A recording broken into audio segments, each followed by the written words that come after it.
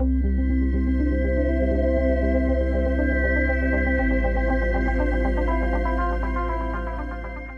good afternoon, everyone. My name's Ken MacIntyre. I've been asked to come and talk about next generation DDoS. So I've been asked to talk about next generation DDoS attacks and how do you make that interesting? Because DDoS has been around for a long, long time. But a bit like any sort of good prequel or sequel, it keeps coming back in different guises. And just out of interest, does anybody know, looking across the room, there's different generations of Star Wars fans and watchers. Anybody got any idea how long it was when it was first launched? 1977, December, yeah. So over 44 years. And different generations have looked at it in different ways. So DDoS is a bit like that. What I'm going to talk about is the next generation of hackers that we are seeing and the next generation of attacks. I'll tell you very briefly about who we are. And then about next generation protection. And this concept of next generation, does anyone remember an organisation called Mercury Communications? Yeah, that's when I started my career. So it's a long, long, long time ago. But their start line was, we're a next generation technology provider. We're primarily up against BT. BT had legacy systems, analog systems, and the world was going digital. And Mercury Communications and others were doing this new generation of technology. The frustrating thing about that is there was actually nothing wrong with the legacy technology. It worked really well, but it took a lot of time, obviously, to change those old technologies out. And what we're seeing, what I'm going to base this on is a report that we've done. We bring out every year, this is basically based on the study, the report that came out in for 2021. But it's not just suppliers like us that are providing new generation of technologies, it's the hackers as well, and what they're doing and how they're doing things differently. So we'll talk about that. And I know it's open questions at the end, but I'd actually like to, if people are comfortable, maybe share some of their experiences of what they've seen with DDoS. If they're, it's, not breaking any confidentiality, because it might be quite interesting to see if there's any consistency, and also what you're actually seeing yourself. So I'm going to start by talking about next generation hackers. Anyone get any kids between, let's say, the age of 8 and 18? What are they doing in the bedrooms? What are they doing up there? Because one of the things we discovered, give an example, at the peak of the pandemic, we had a call from an education authority in a New York state, quite a large one. And what was happening is the VLE, because obviously we're talking this morning about home working, but it was home learning during the pandemic. And we had kids via social media arranging hacks. This is actually that particular school. These are the clips I'm going to show you from the trade industry, but they were literally pulling down the virtual learning environment. Okay, kids as young as 9 years of age do DDoS attacks. And they do it really, really well, not just to their school, they do it to banks. Three Dutch banks were taken down.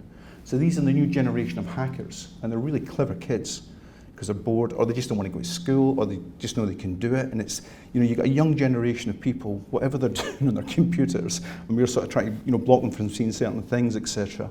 They're actually hacking. Some of them are actually hacking. And a 15-year-old teenager here found guilty of 4 counts of unauthorized DDoS attack and bringing down a bank.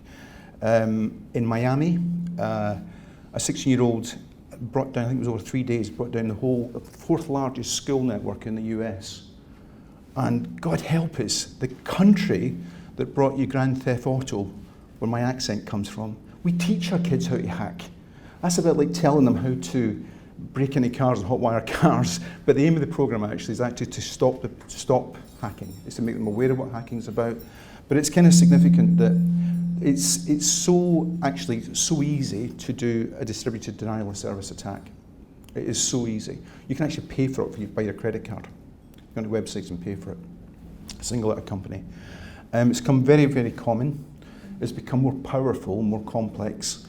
And it actually uses machine learning, artificial intelligence, to get really sophisticated about the types of attacks that are happening. And what I'll do is I'll share some of the experiences that have come from ourselves, our own report.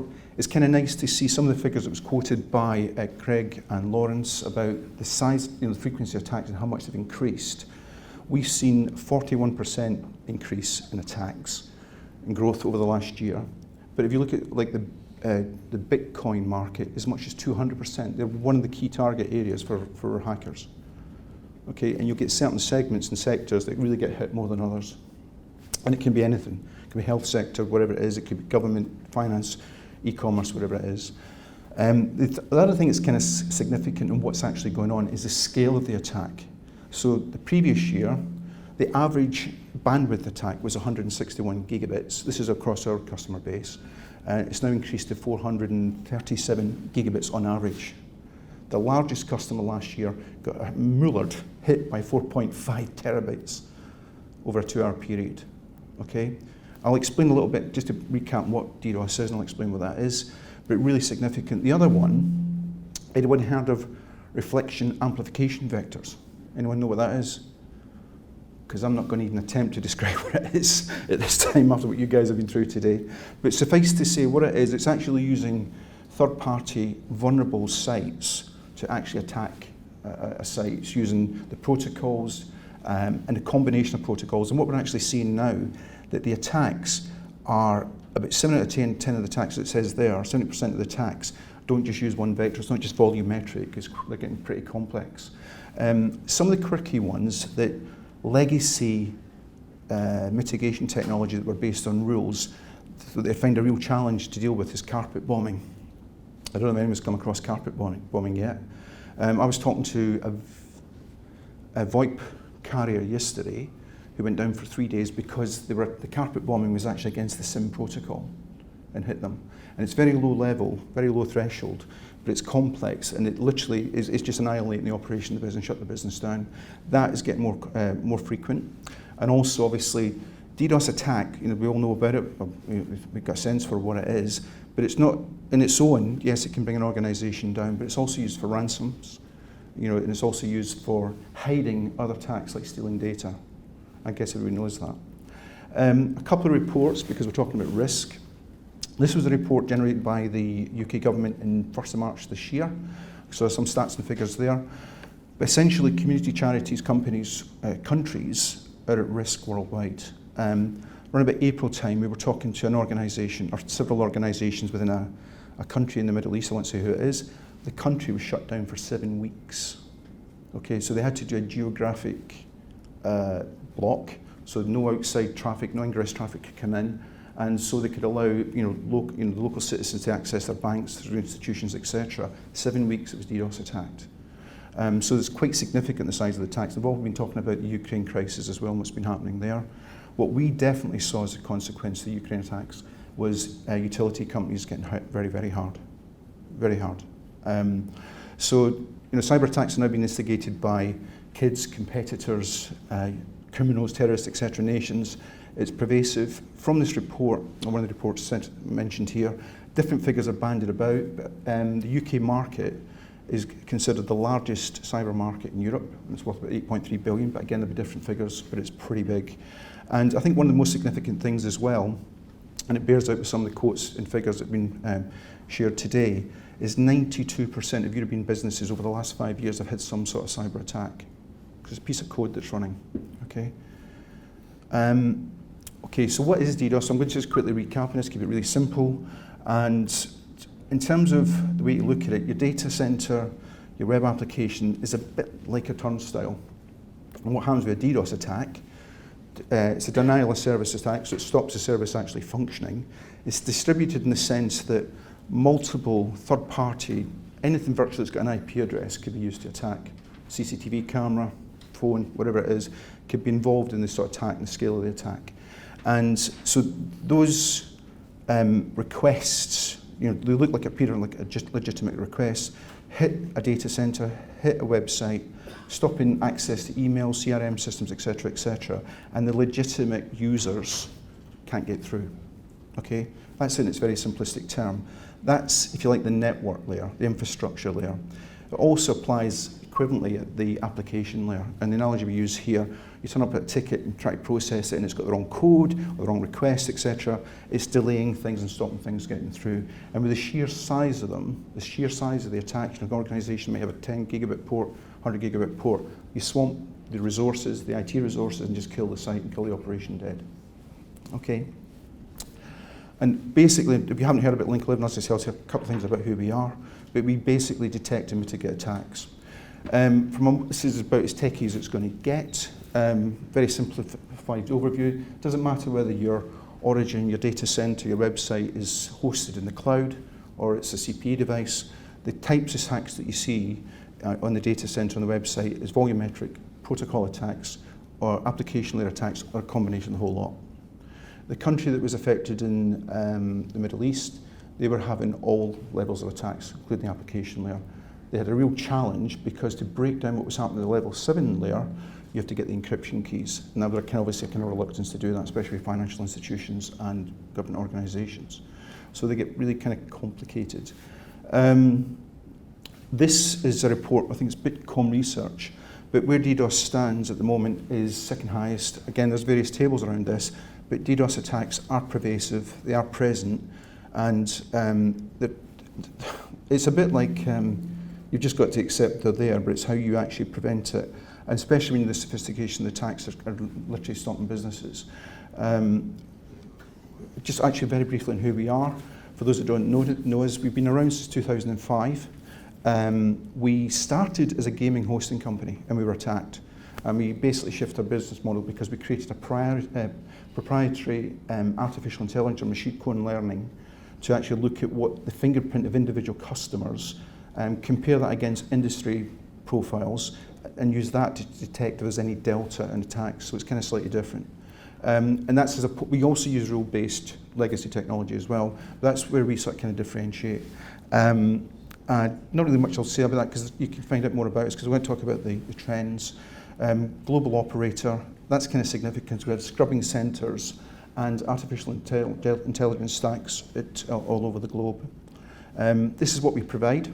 Okay, so you can see there infrastructure and web DDoS protection, Zero Touch WAF, CDN. Our core business is very much around cybersecurity. A sample of organisations we can mention of who we actually deal with. As I say, we tend to operate a lot with ISPs, carriers, and hosting companies, and they use us for sort of when the attacks get really large and significant. So talked about some of the sort of trends we've seen. In terms of kids are now doing a lot more. How easy it is to do a DDoS attack, and then the types of attacks that's out there, the complexity of attacks, and so on. The critical way that you look to prevent these types of attacks is to nip it in the bud as early as possible. Because the danger, the thing you're trying to avoid is for the attack to really ramp up. Because as soon as it starts to ramp up, it's a heavy load on resources, assets, and it's a struggle to actually bring them back online. So you want to get the mitigation, the stop, the check, as early and as quick as possible. The longer you leave it, the more difficult it is to stop. So an example, February this year, the only form of detection, we got a call from a London-based, doesn't sound much, London-based locksmith. And their site had been down for 3 or 4 days. It was actually their customer that told them. So that was their automated system. The customers can't see your website. Not unusual. And they dropped a message into our website about 8:30, 8:40 in the morning. And we thought, how significant is this? It's not just cutting keys. Well, it transpired it wasn't. They did a 24-hour operation, but they also did property management. They were losing 12k a day, which for a decent-sized business actually. And we had them back up within 8-10 hours. But when you look at the time it takes, the longer that time takes, it's going to hit revenue. It's going to, the changes that you do, the safety measures you do to protect the site, it can take some time to actually recover it and put it back. And then obviously you'll get a point, it could be days, it could be weeks, where reputational risk is going to be significant as well. So the aim is to get the mitigation as quickly as possible. Typically the sort of legacy models are typically the first 2, maybe 3. You look at different organisations, look at a plausibility check, does this look like an attack? Then they'll use the rules-based engine and check. And obviously if it's a known vector attack, it's automatic, it's instant. But when it's not, or when you get into more complex protocols like carpet bombing and things like that, then the checks you have to do could take a bit of time. It could take an engineer resource to analyse it, stand and investigate it. And organisations like ours that have now got machine code learning and looking at the detail of what's actually happening, which obviously means always been on, because you have to check it, but we can actually be in a standby mode and then switched on and look at how we detect the attack. But what we do is detect unknown vector attacks within 0 to 10 seconds. Okay, and we guarantee that. Who says? Well, there was a recent study done by Frost and Sullivan, tail end of last year. They benchmarked us against some of our major competitors, and we're seeing in terms of accuracy and the time to mitigate being about 6 times higher than average. But it does come down to the way we use artificial intelligence. It's kind of fundamentally different.